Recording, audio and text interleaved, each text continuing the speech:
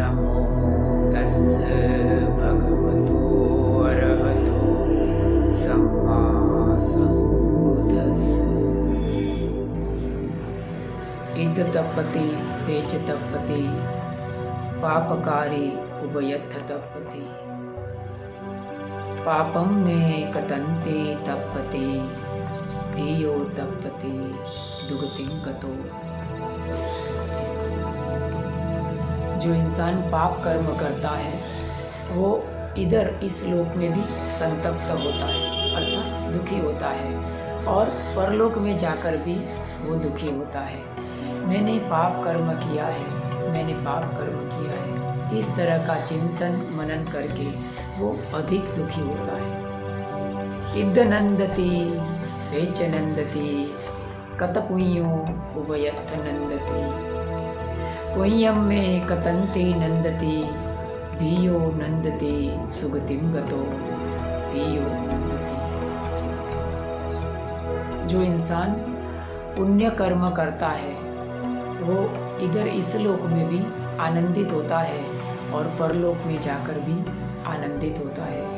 मैंने पुण्य कर्म किया है, मैंने पुण्य कर्म किया है, इस तरह का सोच सोच कर वो अधिक प्रसन्न होता है, अधिक आनंदित होता है।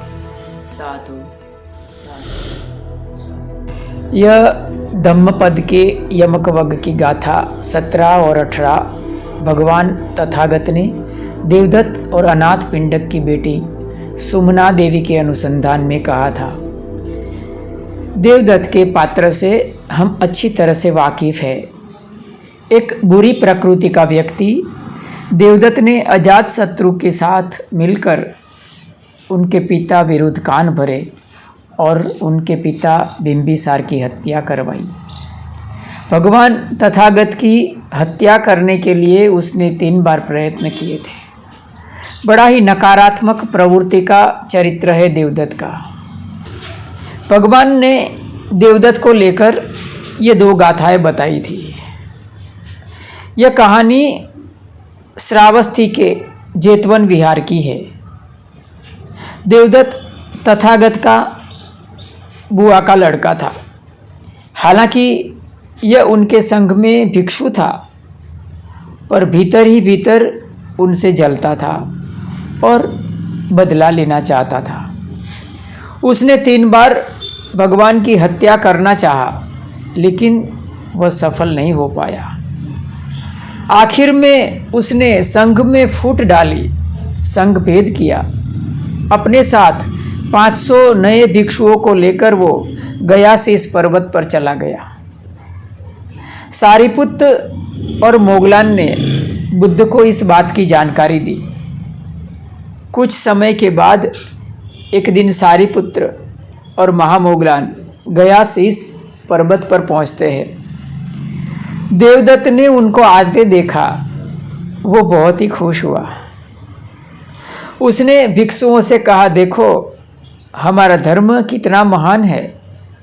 सारिपुत्र और मोगलान भी आ रहे हैं। आदर सत्कार के बाद देवदत्त भिक्षुओं को प्रवचन देने लगा, पर वह थक चुका था।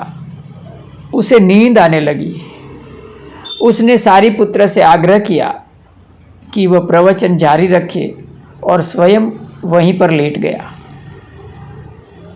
उसे गहरी नींद आ गई। सारिपुत्र ने प्रवचन जारी रखा। धर्म के सही तत्वों को सुनकर भिक्षुओं की आंखें खुलने लगी, उनके विचार बदलने लगे। उन्होंने महसूस किया कि उन्हें सही ज्ञान शास्ता के पास ही मिल सकता है, देवदत्त के पास नहीं।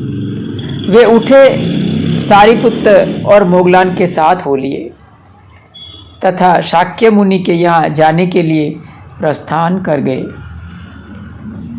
देवदत्त का भिक्षु कोकालिक देवदत्त को उठाने लगा।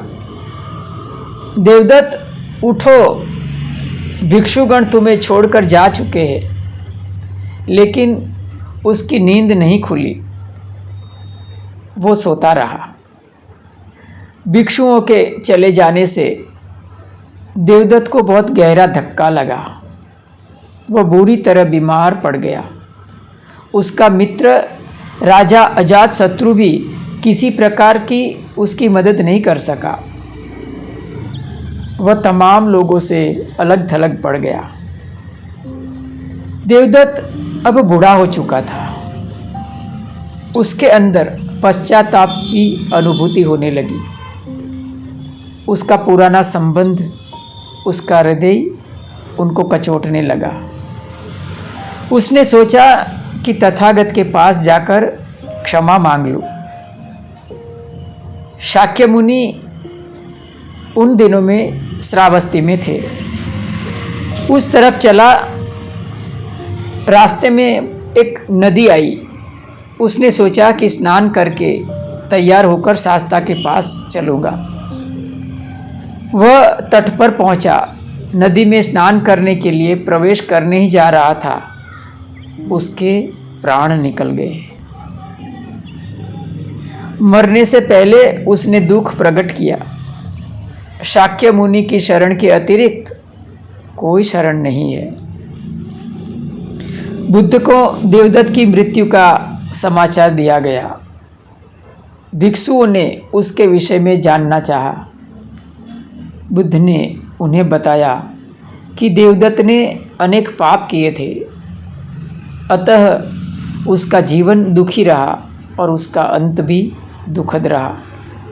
पाप करने के कारण वह सदा दुखी रहेगा।